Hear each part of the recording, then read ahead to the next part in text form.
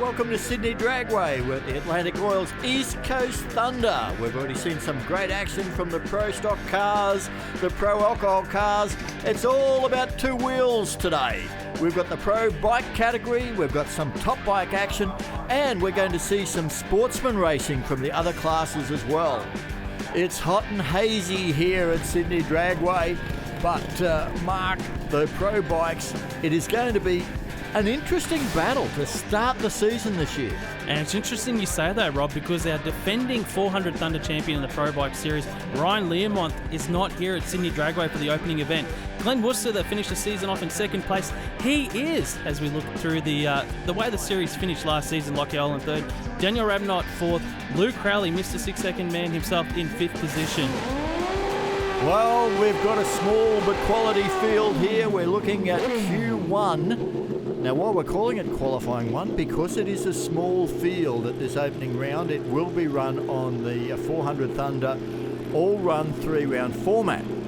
So, effectively, these 3 qualifying sessions on Friday are virtually a test session. But the guys are going to take them pretty seriously because they're after the setup data, aren't they? Exactly, they're after the data. But the good thing about these qualifying sessions, for them, test sessions you may say, there's no pressure on the team. So these guys can come out, have some fun, do something maybe they wouldn't normally do if it was under the pressure states of qualifying here. Tony Frost on the start line, his first time out in Pro Bike. Q1, test one.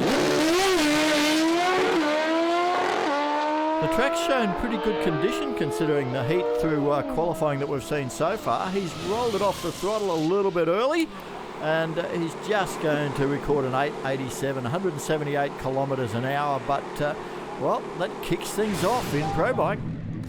Yeah, look at the Sunoco replay. The interesting thing with Tony Frost is the last time out he was racing this bike in competition bike here at Sydney Dragway, he actually took a bit of a tumble through the trap, so I wouldn't be surprised if that was just a, you know what, we'll get down to about 1,000-foot roll off, just get the feelings back here on the bike, because it is the first time back at Sydney Dragway for the team, and they roll through for an 8-second pass. Yeah, you can see him actually roll off that throttle at the 1,000-foot or 300-metre marker. Now, Glenn Worcester, he's in good shape. He finished second in the championship, as you said. Daniel Rabnott on screen now. And both of these guys, I think, are in a position to score some good points here this weekend. Pro Bike this weekend, just like their pro stock counterparts in the sedans, have had to change their fuel over this season as well. So they were running the old leaded fuel. Now the government has forced the changes to the teams. They've got to go to the unleaded side of things. So this is the first time out for a lot of these bikes as well. A lot of these guys have done changes in the off-season. So this testing is pretty vital for some of these teams as well, with the change of fuel.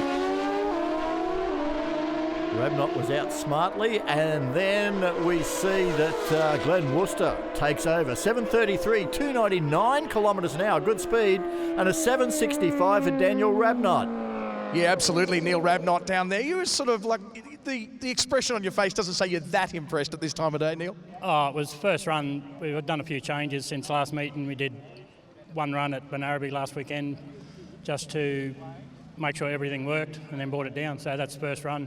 Work it out from there. Everything's plugged in, everything's bolted on. That's all you really wanted to work out. Good to have you here, mate. Just got to go quicker. Exactly right, Neil Rabnott. Guys, back to you. Now, what drag racing crew chief doesn't say all we need to do now is go quicker? Well, the thing is, with the changes of fuel and some of these bikes not getting testing done, they're worried about hurting the engine down track, so they're just doing half track past 1,000 foot, make sure the engine's okay and it's not eating yourself up, and then they'll go back and maybe change a few jets or whatever they need to do on the bikes, and hopefully be okay next pass. Well, on board there with Glenn Worcester, and something I just picked up a moment ago too was we mentioned it's hot here. How hot? Try Bill Creeley, our starters, wearing a cool suit out there. We're throwing the switch on the Christmas tree. Worcester's quickest, 7.33, Rabnott 7.65, Tony Frost 8.87. That's all we saw in the first session. I think they knew it was going to be hot. Hey, let's get down to Benny Bishop on the start line. Yeah, absolutely. Just peppering the throttle, so to speak. How good's that segue? Because these guys, we're about to meet the CEO. As Mario Raham, this guy, everywhere I see in different venues, sporting venues around Sydney, I'm starting to see this logo pop up everywhere. Great to have you here, mate. Thanks, welcome, and thank you so much for your support, this venue and the sport as well. And rumour has it you've just signed another deal. Yeah, mate, we've just signed up another 3-year deal with the track, and the guys have been fantastic. the level of professionalism, the level of crowds, and just the sheer ambience that they create here is second to none. I've got a soft spot for cars, and I think Pepper is always known for being the best at what it does, which is home loans, car loans, and personal loans. So we have a little cheeky thing at home saying every guy wants an Australian dream is to own a home, but really it's just to house a drag car. Yeah, exactly right. Whatever's in the garage, that's the thing. And that's when you guys, I guess, it's that personal touch where you understand that little bit more micro needs of the consumer. That's where you guys specialise. It is, and Western Sydney is our heartland, so we service that probably more than any other lender in the country in the non-bank space. So we've got a real good target. We love the people because we believe in real life situations. We do things that the banks won't do. So to your point, we get personal. And the only way to do that is to get to know our customers. As we head into Q2 of Pro Bike here at the Atlantic Oils East Coast Thunder, it's good to see the corporate backing coming into the sport of 400 Thunder Championship drag racing increasingly, both here at Sydney Dragway and up at Willowbank Raceway in Queensland. And the championship's going to be a really, really cool thing to follow through the season as these guys, well, isn't it cool to see Frosty into Pro Bike? It is really good to see Tony Frosty move in. He is a little bit of a disadvantage to the other bike teams. His engine is a little bit smaller. It does dip into the 7-second zone, so he hasn't got the performance of the other bikes, but he's going to be nipping at the heels, hoping that maybe they might make a mistake and he can get a round win. First time out for the weekend, Scott White beside him on the white bike, moving into stage as well. It's one of the quicker bikes. Has run to the low 7-second zone. It is hot conditions here at Sydney Dragway. It's cooled off from that first test session we saw earlier today. The track temp's around 50 degrees at the moment for the bikes.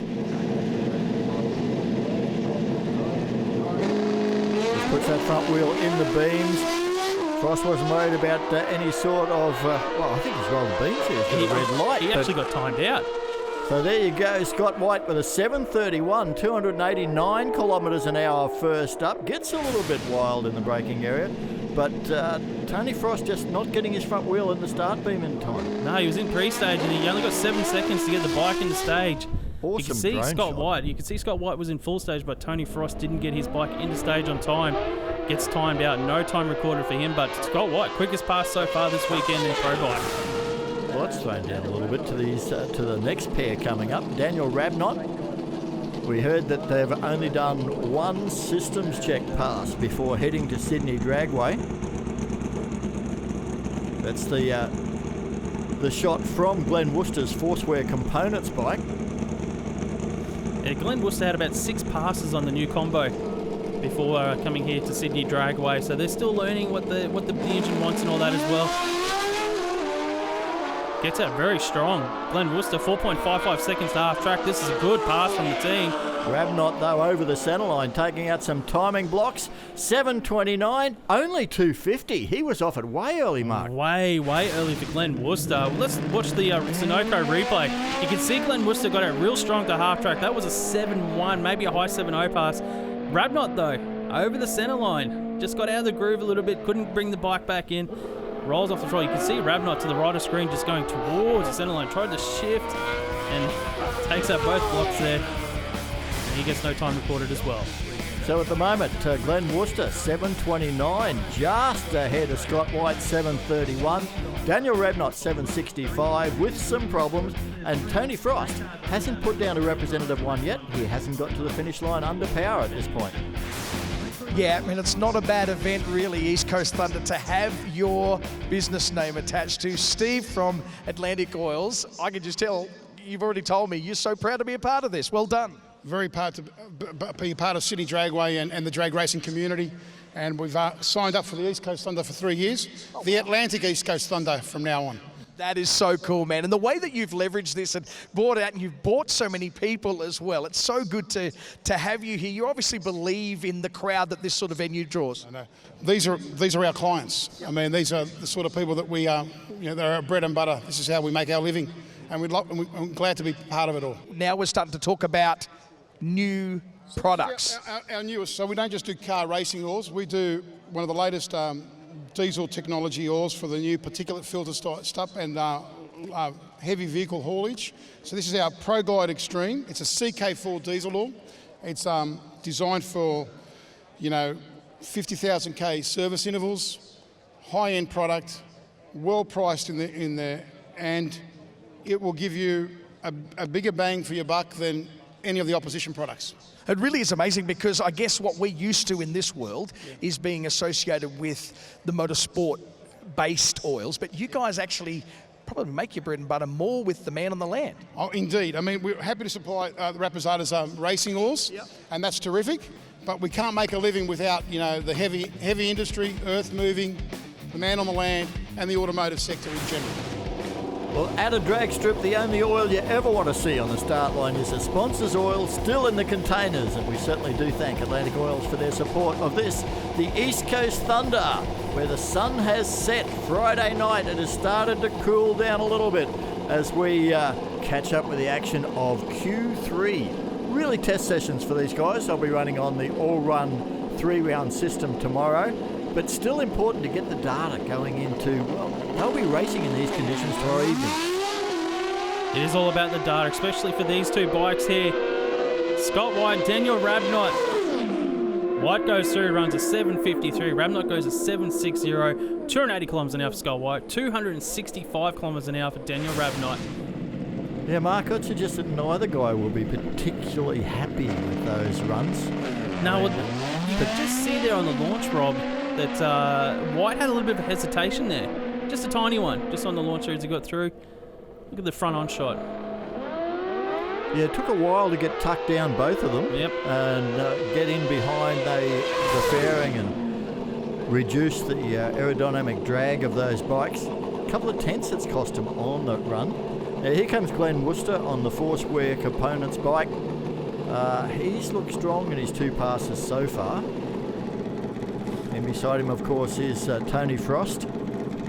Well, Frost has got good power on board. The engine's actually built by Trevor Birrell, obviously one of the names behind Pro Bike when it comes to engine building. But Glenn Worcester's the one that really interests me here. That second session run, the half track was very, very quick. Tell you what, he grabbed a big advantage off the start line then with a good reaction time, and he is going to run 7.27. Quickest so far, 292 kilometres an hour, and an 8.24, 204 for Tony Frost. Once again, I think just rolled off that throttle early. Look at the Sunoco replay. Tony Frost bike got it really nicely. You can see it going towards the left of the lane a little bit there on the groove. Front on, you'll see him go towards the centre line slightly.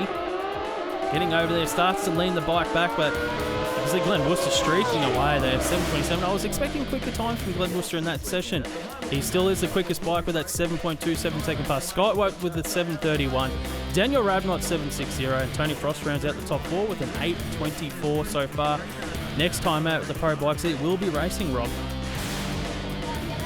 Saturday, race day at Sydney Dragway for the Atlantic Oil East Coast Thunder. There's a good crowd rolling in as we head down to the start line. This is round 1 of Pro Bike. 400 Thunder Championship Series is now underway for these guys. They start scoring points right here, and we will be running these bikes on the 400 Thunder 3-round all-run system. They all come out to run over 3 rounds. The top 2 go to the final to fight out for the biggest share of points. And the first pairing up here in Pro Bike, looking to get the first round win of the season. Closest to screen, Daniel Rabnot to take on Scott White.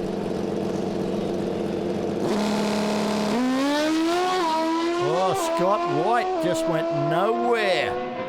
He was looking good in testing yesterday. Rabnot will get the first points, a 7.58, 271 kilometres an hour. And Scott White just looking down at the bike, and it didn't go anywhere off the start line at all. No, he launched and then it just sort of stopped in its tracks. On board with Scott White, this might tell us a little bit more. I'm not too sure. We can see Daniel Rabnot on the far side of the track there off, and it just tried to launch and then stopped. Let's have another look at the Sunoco replay. Spun the tyre once and then the engine was just off. So he's looking as bemused as us. We're not sure what's going on there. We move into the second race of round 1. Glenn Worcester for Foursquare Components up against Tony Frost. Worcester is the highest place in the championship from last year, so virtually he comes in here as the number 1 seed for this round, as Ryan Lemont, the defending champ from Perth, is not at this event. You can see Tony Frost just moving his bike, edging it into stage, nice and shallow. Worcester out really strong to 60 foot, 1.07 seconds. That's quick, 710, 302 kilometres an hour, beats an 808 at 224. Ben's on the line with Pro Bike Guru Trevor Burrell. Yeah, absolutely, Trevor. We came down to you in the pits earlier, mate. You guys were absolutely thrashing, but it was all worth it. Yeah, no, it's unbelievable. Last run last night, we broke an output shaft, smashed the sprocket, fired it up today, and we had an oil leak, so it's been a big thrash. But thank you to the Foursquare Group in Western Sydney. Great play. Great job. Well, Chris Matheson's on the line now, but let's go down to the deep end. Daniel Rabnott, mate, you are absolutely pumped to be back here at the East Coast Thunder.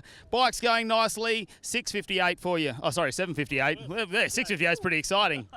Yeah, no, it's good, mate. We're just, yeah, I've got the wrong gearing on at the moment. We've changed to a 16-inch rear wheel, and yeah, we just obviously didn't do the maths good enough, and yeah, I'm just trying to make it go with that gearing as it's got. So it's going down the track, but yeah. Well, that's good. We'll get you out for another round. Righto, mate. Thank you. Cheers.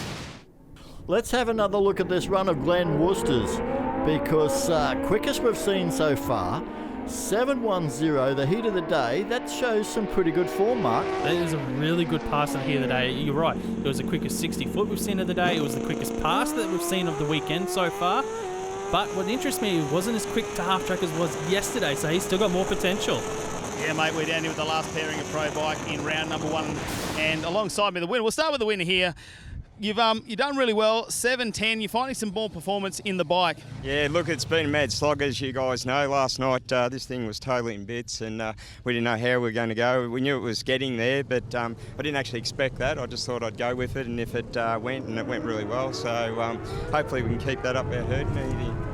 Tony, it's fantastic to have you here in Pro Bike. You're having a great time? Oh, I'm having a ball. Yeah, I just stepped up. The boys asked me to come up, and I thought I'd help the boys out. I'll get along with them well because I run comp. But yeah, enjoying it. It's a big learning curve. We've only got a little baby here of Trevor's engines, only a 1200cc, so it's a bit hard running against the big guys. But it's all experience, and I love being back at Sydney. It's been a long time since I've been back here, but enjoying it. Hopefully we pick up some money and we'll get a bigger motor and play with the big boys. Well, there's what we've got points-wise after round 1. Glenn Worcester, 28. That's perfect for him. Daniel Rabnott, 27. Frost on 11. White on 5 with some work to do in the pits, I'd suggest. As we take a look at Chris Matheson on the Nitro Voodoo. We don't have a top bike field here at the Atlantic Oil East Coast Thunder, but Chris is taking the opportunity to get some testing in on, in race conditions with this awesome top bike. It's the best time to test a bike as well.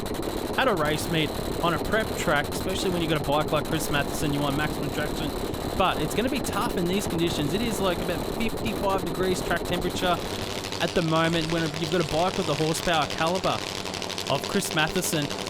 It's very tricky to get these bikes off the line. So it's about taming that horsepower right now. I don't think we're going to see anything record-breaking, but it's all about learning for the team, tame the bike down, see if they can get down a hot track like this for the next round of top bike in the championship. Yeah, and it gives some exposure to his sponsors, Performance Wholesale, Rocket Industries, etc. And for Chris, I mean, this fuel-injected, supercharged, nitromethane burning bike produces more horsepower that he can actually use in the first half of the racetrack, and he's got to tame it down but still end up with a quick enough half-track elapsed time that hopefully he can break that 5-second barrier that he's been chasing so long here in Australia. Whoa! That stuck for about, 15 centimetres, and then that horsepower said to the tyre, I've got you beat.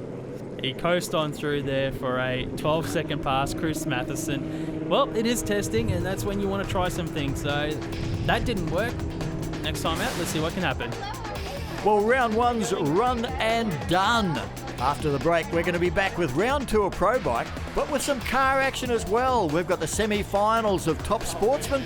We've got the semi-finals of Supercharged Outlaws. Don't go away.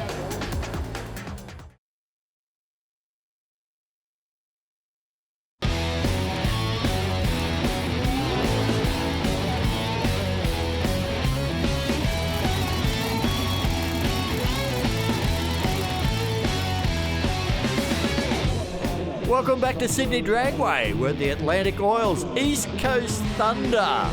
We are concentrating on Pro Bike today, but we're moving into a little bit of car action. It's semi-finals time of Supercharged Outlaws, and this is the opening round of the championship for this category. Josh Fletcher from Queensland in the dragster to take on Peter Byrne in this Supercharged Altereds. These guys run on handicap, Mark. Yeah, basically what that means is these guys actually nominate a time. So in Josh Fletcher's case, it'll be in the 7-second zone. And the time that they nominate, they can't go quicker than. So the slower car will get the head start. The quicker car will do the chasing. That time they nominate, we call a dial-in. Josh Fletcher is dialed in at 7:29, Byrne at a 6:47. So 0.82 of a second start to the dragster on the right of screen. Then it's up to Byrne to chase him down normally, but Fletcher's red lit. By 1/1000th of a second, he went too soon. He gets a red light. Peter Byrne wins it with a 6:50. Not too far over that 6:47 dial-in of his.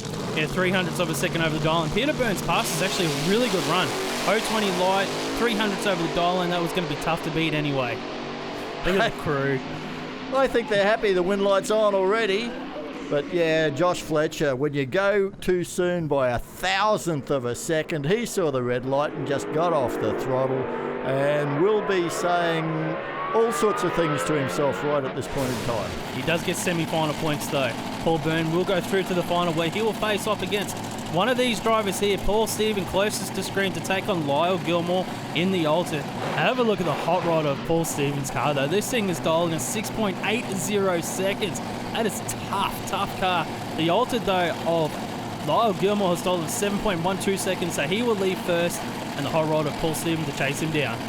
Yeah, keep an eye on the lights. You'll see on the left of screen, the amber lights will come down 0.32 of a second. See if you can pick that on screen. There you've got it. Big whole shot reaction advantage to Paul Stephen. Gilmore was late. Oh, that's going to be close on the finish line. 7:07. Paul Stevens gets a win here by absolutely nothing across the finish line. It's a whole shot win to Paul Stevens here.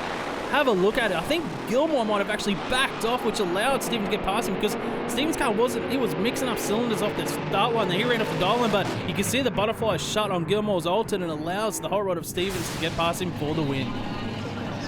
We've got the semi-final of Top Sportsman coming up, but before then, let's have a look back at the quarterfinals and see how these guys got through to contest this one. Jason Stairs to take on Tony Wyatt. Stairs is in the red and white Corvette. Wyatt from Queensland, he's dialed in at an 8:47, getting, 1.27 seconds handicap start from Stairs. And the whole shot goes to Jason Stairs. He goes 004 on the tree. He's got 600s up his sleeve reaction time-wise and gets the win. Goes 7:22 on his 7:20. Great package from Stairs in the Corvette. Well, Tony White, 6th over his dial-in, but the reaction time cost him. Next up, Matt Clark in the Calais took on Steve Horvat in the Monaro. Difference in the dial-ins, only 700ths of a second. The start to go to Clark. Yeah, absolutely nothing. Almost heads up. And the reaction time advantage went to Matt Clark on this run. He had 300ths almost on the tree over Steve Horvat, and he took the Calais through for the win, running an 8:67 on his 8:59 to go through the semi-finals. That earned Clark the opportunity to race the winner of our next quarterfinal, which saw Daniel Morris in the Statesman left of screen from Queensland up against the local Neil Constantinou in this Mustang. Yeah, Neil Constantinou, the quicker of the two cars in the Mustang. He's dialing at 7.99 seconds, half a second slower. Daniel Morris dialing in 8.45 seconds, so he will leave first in the Statesman. Daniel Morris, a very well-credentialed racer from Queensland. 034 light to an 033. There was only 1,000ths difference in the reaction time. Try and pick it across the finish line there. You couldn't. It was Neil Constantinou getting the win with an 8:00, 100th over his dial in there, and Daniel Morris running an 8:43 breakout there to hand that win where Constantinou goes through to the semi-finals. Our reigning champion in the Top Sportsman category, Paul DeBlane, had the solo in the quarterfinal. This is a perfect opportunity to test out your dial-in. He was sharp off the reaction time with an 0.29. Yeah, dialed in 8.57 seconds He took the car through for an 8.61, so a little bit off the dial, and probably see that tighten up in the semi-finals. So that was our quarterfinals. That's how these 4 races made it through to this point in time. Semi-finals of Top Sportsman at the Atlantic Oil's East Coast Thunder, Sydney Dragway. Matt Clark in the Calais to take on Neil Constantinou in the Mustang. Constantinou dials in at a 7.97, Clark at an 8.60, so he'll get 0.63 of a second handicap start in this race. It's up to Neil Constantinou to try and run him down without running quicker than that 7.97 dial-in. Well, we look at the reaction times here. Clark has got 0.03 of a second advantage, but it's going to be Neil Constantinou getting the win. He was closer to the dial-in, 8.01 seconds, 279 kilometres an hour, over Matt Clark's 8.68 seconds from the Calais. He overcomes that reaction time advantage by 0.03 of a second from Matt Clark and gets the win. And that's why you need to be good at both ends of the racetrack in sportsman racing. You need to be close to that dial-in. You need to be good on the reaction time as well, and you'll get more wins than losses. What this led to on our Sunoco replay, keep an eye on that last timing block on the centre of the track. Constantinou got there ahead by 35 thousandths of a second. That's why we love this Top Sportsman, sportsman style handicap racing. The finishes are just phenomenal. This is a big race here in this semi-final matchup. Jason Stairs has been in 2 finals from 2 starts this season, and Top Sportsman has a win and a runner-up, currently leading the Top Sportsman Championship in the 400 Thunder Series, taking on the reigning, defending national champion in Paul Doblain. Dial-ins this time around. Doblain in the Ute will lead first. He's dialing in 8.59 seconds. Jason Stairs in the Corvette dialing at 7.20 seconds. Big head start for the Ute. 1.39 seconds is a huge handicap in Top Sportsman. Doblain got out in front with an 0.25 reaction time. I don't think Stairs can get him. And doesn't. Doblain at 8.60 on his 8.59 gets the win ahead of a 7.21 on a 7.20. Another cracking race. Yeah, Jason Stairs, streaks of finals appearances here, finishes in the semi-finals at the Atlantic Oil's East Coast Thunder, but Paul Doblain will go through to the final and race off for the 400 Thunder Christmas tree. Yeah, you've got to say that Doblain, the defending Top Sportsman champ, is looking very strong. I wouldn't rule out back-to-backs for him, that is for sure. 23 thousandths of a second was the winning margin that time. Really does throw up some great finishes, our sportsman style racing. As we move now back into our pro bike category, it is round 2. Daniel Rabnott moving forward on the Team NDR Suzuki. Just getting guided in by one of his crew guys to say this is exactly where on the start line we want you. Looking for the maximum traction. Tony Frost with some support also from Forceware Components. Really enjoying his first outing in the pro bike category.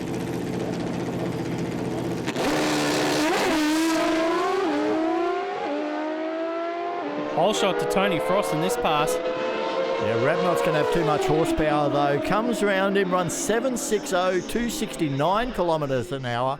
And Frost an 8.06, 235 Ks. Yeah, that's the quickest pass of the weekend for Tony Frost. 8.06 seconds. You can see the whole shot physically there. Gets out strong. Daniel Rabnott, as we heard from him earlier today, he's changed the size of the rear slick and the gear ratio is just not where they wanted. They get to half track really quick, but then it sort of starts to lay over from that point. So once they get their gear ratio right, combine it with what they're getting to half track, add a little bit more speed, we should see some quick ETs from Daniel Rabnott. So Rabnott picks up the points. Now we're riding on board with Glenn Worcester. That's our onboard camera view, and what it shows us, Mark, is there's no Scott White in the other lane. Yeah, I spoke to Scott White after their first round of racing. They've got some issues with their ratios in the gearbox. They're not happy with it, so they've decided to park the bike for the rest of the day, make some changes after the event, and make sure the bike is right and bring it out for the next one nice and strong. Yeah, no use breaking it, that's for sure. So Glenn Worcester, he will pick up a win here, but he'll also be chasing low ET points because there's 8 points if you run the quickest pass of the round. This looks quick. This is very quick. quick, 6:99, 304 kilometres an hour. The first 6-second pass in Australia on the unleaded fuel. Wow, what a pass from Glenn Worcester. We've seen some potential earlier on in this weekend. 4.4 seconds to half track on this bike. I knew it was going to be quick, 6:99. And he becomes the second Australian to run a 6-second pass on a pro bike, a 6:99, joins Luke Crowley. And we also had our American visitor, Katie Sullivan, also run a 6-second pass. But it's all Glenn Worcester here. Glenn Worcester, you are the second Australian, only the third time on Australian soil to go into the 6-second zone. You break that 7-second barrier, 6:99. Congratulations. Mate, look, it's not me, it's the team. Everyone, Force Wear Group, all our sponsors, the guys this weekend, Clinton, Trev and Tone, everyone's just helped down there with borrowed stuff. And look, to go out and do that now, I'm stoked. And the team have been after this for so long, so I'm just so happy for everyone that's helped so hard. I'm absolutely delighted for Glenn Worcester on cracking into that 6-second barrier. He's on maximum points after 2 rounds, but that's still only 2 points ahead of Daniel Rabnott. So he's got to bring it home in round 3 if he wants to carry that lead in the championship into round 2 up at Willowbank Raceway on January 4. Now here's Chris Matheson back on the Nitro Voodoo top bike. Testing here at the Atlantic Oil's East Coast Thunder, using race conditions at Sydney Dragway to take the opportunity to try and get on top of the tune-up on this massively powerful top fuel motorcycle. The team would have looked at after that pass go, that first session that they came out, it was hot. This second session, it's a little bit cooler, so the track is going to be a little bit better for them, but it's still about taming this bike off the start line. So they know in that first session it was too aggressive. This session the track is better. Do they stick with what they had in the first session, try and get off the start line, or do they tame it down a little bit more? They're the sort of questions that the crew chief and Chris Matheson would be having back in the pits before they come out in this round. Yeah, they wouldn't have had a lot of data to study because the bike only moved about 15 centimetres before it absolutely smoked the tyre. Looked like a second burnout. Have they got the balance right here? He is absolutely determined to become the first person in Australia to run a 5-second top fuel motorcycle pass. It's been done in Europe, it's been done in America, but it won't be done on this occasion. He smoked the tyre again, then went into a wheel stand on the wheelie bars, kind of rolled off the throttle, still runs a 720 at 281 kilometres an hour. Can you imagine that on a bike, just rolling on and off the throttle? Look at the Sunoco replay here. Still goes 7.20 seconds. Almost identical to the first pass earlier today. But he recovered the bike this time, so it was probably about 30 centimetres this time, Rob. What do you think? Yeah, I think he doubled the distance before it smoked the tyre, but he was determined to give it a crack, and when the bike recovered, he kept going. Well, he's going to have one more crack at that 5-second pass. It's going to come up after our ad break, as will the final of Pro Bike, and we're going to bring you the final of all of the sportsman categories of the Atlantic Oil East Coast Thunder.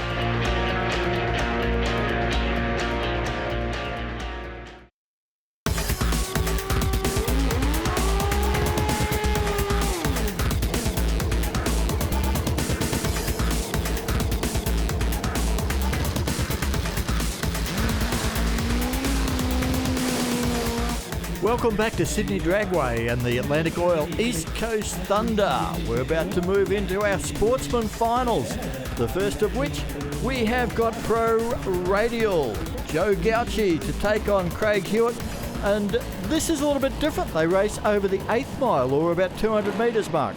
Yeah, they race the half track, but these cars have got crazy amount of horsepower. You're talking like the same sort of horsepower, and sometimes exceeding that of the Pro Slammers, and they've got these little radial tyres on the back of the cars, and it's literally all about taming them off the start line and getting all this horsepower in as quick as you can possibly can before the half track markers, because these cars are nuts. They carry the wheels. The suspension setup is just crazy. These cars, the way they react and perform on track as well.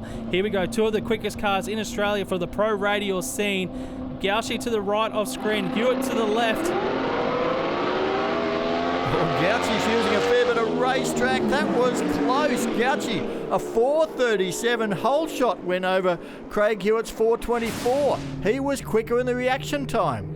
He was. Look at the Sunoco replay here. You see the Mustang get out early on Hewitt there.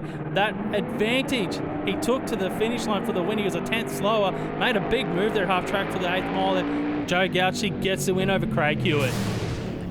We move on to modified bike eliminator final now. Joe Curry left a screen on the Harley Davidson up against Sean Ricketts. Now Ricketts, he's going to get a very skinny 0.08 of a second handicap start, but he's gone too soon with a red light. That's going to hand the win to Joe Curry. Joe Curry gets the win. It was a red light by 28 thousandths of a second for Sean Ricketts. Curry goes 9.27, actually breaks out slightly, but doesn't matter. He's got the win here as Sean Ricketts goes 9.39 seconds on his bike beside him. And let's have a look at the Sunoco replay. What I love watching here is the reaction of the crews behind the bike. On one side it's like damn, and the other side they start dancing long before the bike even gets to the 100-metre mark down the racetrack. Joe Curry on the Harley Davidson V-Rod takes out the crown in modified bike eliminator. Now we move into the final for Modified Eliminator, a class for dragsters and altereds and funny cars. It is a die-your-own bracket. We've got the dragster of Mitchell Luke to take on the altered of Paul Lynette. Lynette is going to dial in at 7.55 seconds in the altered. The dragster's dialing in at 7.22 seconds. The altered leaves first. He's got the whole shot by over 1/10 of a second. Can he convert it to a win? He's at front at the finish line. It's a double breakout. The lesser of the two goes to Paul Lynette. He gets the win with a 7.53. Mitchell Luke goes 7.18 on his 7.22 dial in. It was a double breakout. The lesser of the margins goes to Paul Lynette and he gets the win. So that's the whole key in our Sportsman dial-your-own type handicap racing. You nominate your own dial-in, the time you're going to be handicapped on, but you can't run quicker than that dial-in without breaking out. If both break out, as happened here, he who breaks out by the least amount gets the win. Now this is one I've been waiting for. Paul DeBlane in the Falcon Utility, the defending champ, and he is up against Neil Constantinou in this very, very tidy late model Mustang. Dial-ins, both sides of the track here. The Ute for DeBlane is dialing at 8.59 seconds. The Mustang is 8.00 seconds. The whole shot goes to Paul DeBlane because it is a red light from Neil Constantinou on the start line by 1/1000th of a second. Paul DeBlane wins it with an 8.57 at 260 kilometres an hour. Neil Constantinou goes 7.97 seconds beside him, but it was all on the start line. The Sunoco replay will show us, so with DeBlane, an 0.24 reaction time was great, but Constantinou, 1/1000th of a second too quick. Then they both ran under their dial-ins. Would have been a double breakout, but Paul DeBlane, the leader, the defending champ. Yeah, mate, we've got Paul DeBlane here. The number one's on the side of the car for a reason. You got yourself the first round, or the round win here. It's your third round of racing. Yep, yeah, excellent. Thanks very much, guys. I'd just like to thank 400 Thunder, IHRA, Sydney Dragway, all the officials, my crew, Sharon, Shane, Sean, Nicole, and Brandon. And congratulations to Neil. He gave me a real tough final there. It's unbelievable. Just, couldn't be more over. I mean, this is the first gold I've had down here for a long time. Thanks very much, guys. That puts Paul DeBlane in a good championship position after 3 rounds of Top Sportsman. Now we've got the Supercharged Outlaws final. A couple of alters with Peter Byrne and Paul Steffens. This fat 57's customs back. Well, Hot Rod, he has dialed in at 6.8 seconds. Peter Byrne at 6.43, 0.37 of a second. Handicap start going to Paul Steffen on the far side.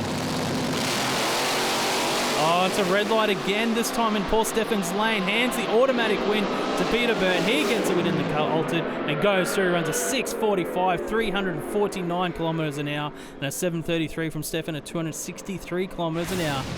Well, Peter Byrne there, he actually left too soon as well, but guess what? It was Paul Steffen that did it first, so his is the red light that counts. And Peter Byrne, well, he was on a really nice run, a 6.45 on a 6.43 dial-in. That was always going to be tough to beat, and he now goes into the lead of the 400 Thunder Australian Supercharged Outlaws Championship. Yeah, Peter Byrne, mate, he's just climbing out of the car. He's cheering, he's pumped up. What a win, it's been a tough day. This has been an excellent day for us. Just a ripper day. I've got to thank Speed Gas, our sponsors. I've also got to thank John Gorsey, the owner for the car, for letting me drive this car. It's just an awesome car. And the rest of the team there for helping us out, because without a team, you just can't get anywhere. So for the whole team, this is for us. Hey, thank you very much. I think Peter auditioning for the role of Black Stig there. We move now, Super Gas. This is a little bit different, Mark. They can break out, but they don't get to dial in. They are on a 9.900 fixed dial in, so it's a heads-up race. Pro start, that means one flash of the embers, and they've just got to run as close as they can to 9.900 and hope they get there first. Well, that's it. Basically, get to the finish line first. Don't go quicker than 9.90 seconds. And you are the winner as long as you've got a green light on the Christmas tree. Vince Panetta in front of us. Take on Raw Romeo in the far lane. Here it is. Both cars in pre-stage. A little bit of a staging duel here in the final for Supergas. Romeo's in. Panetta's in. Look like good lights both sides of the racetrack. They bring on their throttle stops to slow them down a bit. Then the throttles come wide open again. They charge to the finish line, and a 986 is too quick by too far. A 987, double breakout, but Panetta gets it by breaking out by the least amount. There was absolutely nothing between these two guys. 1,000th of a second separated them on the start line. And then across the finish line, it was only 100th between the cars, but Romeo was too quick with that 986. Panetta went 987 as well. It was both cars too quick, but the lesser of the two was Panetta getting the win. Now we've got something a little bit special. It's an exhibition bracket. This is not a championship category yet. They call it Pro Extreme. What is it? Well, have four wheels, a pair of doors, and basically run what you bring and hope you bring enough. I mean, we've got turbocharged V8s, 6 cylinders. We've got supercharged cars can run in Pro Extreme. We've got the lot. There is Rod Harvey, one of the quickest 6-cylinder cars in the world for UASA batteries. But what about this awesome Mustang of Greg Zacharidis? Yeah, the Mustang of Greg Zacharidis is actually a turbocharged V8. This thing is fast. You're talking over 400 kilometers an hour from that V8. But the 6-cylinder car of Rod Harvey's as well. This thing is quick too. Both these cars in the 5-second zone. This is anyone's race here in the final of Pro Extreme. 6-cylinder versus 8-cylinder. Yeah, it's hard to imagine that a 6-cylinder can run and compete against this massive V8 in Zacharidis' car. Well, Zacharidis leaves hard, and I think that Rod Harvey was still building boost and he was more worried about a time than a win. The win goes to Zacharidis with a 6.72, but look at the time for Rod Harvey. 5.81, 416 kilometres an hour out of a 6-cylinder. The Sunoco replay, this is what you call a classic hot shot win, because a 7-second pass from Zacharidis gets the win over a 5-second pass from Rod Harvey. Have a look on the start line. Their lights went green at the same time, but Zacharidis launched straight away. Rod Harvey waited. He ends up with a much faster time, but by then Zacharidis was already long gone. Moving in now to a final pass from top by Chris Matheson. We've seen him almost get off the start line on that last run. The conditions have gotten better and better here at Sydney Dragway, the Atlanta Oils East Coast Thunder meet. The Nitro Voodoo biker Chris Matheson. What have they learned from pass number 1 and pass number 2? They got it about 15-20 centimetres further down on pass 2. Can they get it off the start line this time? That's what the team will be aiming for. Tame this bike down, get it off the start line and see what the scoreboard comes up with. Yeah, but what I loved about that second pass was the way he got back in it.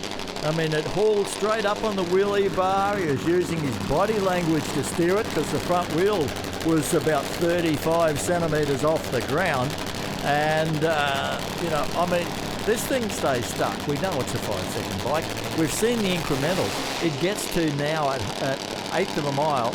If it doesn't blow the tyre off the thing, it gets to 1/8 of a mile, showing easily the performance to run into the 5-second zone over the full quarter-mile or 400-metre racetrack. Not only does it easy, the increments point to like a 580 pass. It's got the power. Better. Towards the wall. Very much towards the wall. 635, 313, and he had to roll that throttle or he was going to rub his elbow off. Man, it's all courage on 2 wheels. Let's look at the Sunoco replay here. Break down the pass. He got out really strong to the 60-foot. Then the bike started making a little bit of a move over towards the wall there, where you could see the wheels start to really pick up on the bike. And obviously when the wheels are in the air, you can't steer it that well. You can't really steer on top bike as it is. But he had to do the smart thing there, button it off. It still goes 6.3 seconds. That's just stupid. That's nuts. You'll never get me on one of those bikes at all. Yeah, well, I'll leave it to Chris Matheson, but I can't wait for the day that he cracks that magic 5 second he's chasing. Here is our round 3 of Pro Bike. It's Tony Frost. He's going to run on his own. He didn't have the points to make it into our major championship final, but on this solo pass, he'll pick up some win points, and they will go to his championship tally. Making a little bit of a move out of the groove there for Tony Frost, and I wonder if he missed gears or something there, or dropped out of gear, because he was on a nice pass and then suddenly he was off the throttle. He's looking down at the bike there, rolls through for a 9-second pass, 149 kilometres per hour. Look at the Sunoco replay here. So the bike is edging the bike in, feet flat, on the revs, drops the clutch, heads towards the wall. Just see if I can hear anything. Yeah, then that was about there that he did roll it off. Yep. But he's making good progress in this. As he's told us, just a small engine, but really enjoying being in this Pro Bike competition. Here's our final of Pro Bike. This is for a 400 Thunder Gold Christmas Tree Trophy and a stack of points. And the lead of the championship will go to whoever wins this pairing between Glenn Worcester and Daniel Rabnott. Well, Glenn Worcester, what can you say? He went 6.99 seconds in the semi-finals of round 2 of Pro Bike.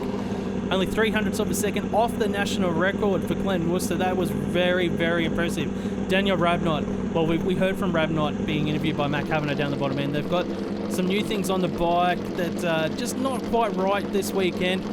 He's got a bit to do if he wants to get around Worcester here. But it's been a good weekend for him. He's only a couple of points behind Worcester at this stage. Anything can happen. There was a whole shot on there for Rabnott.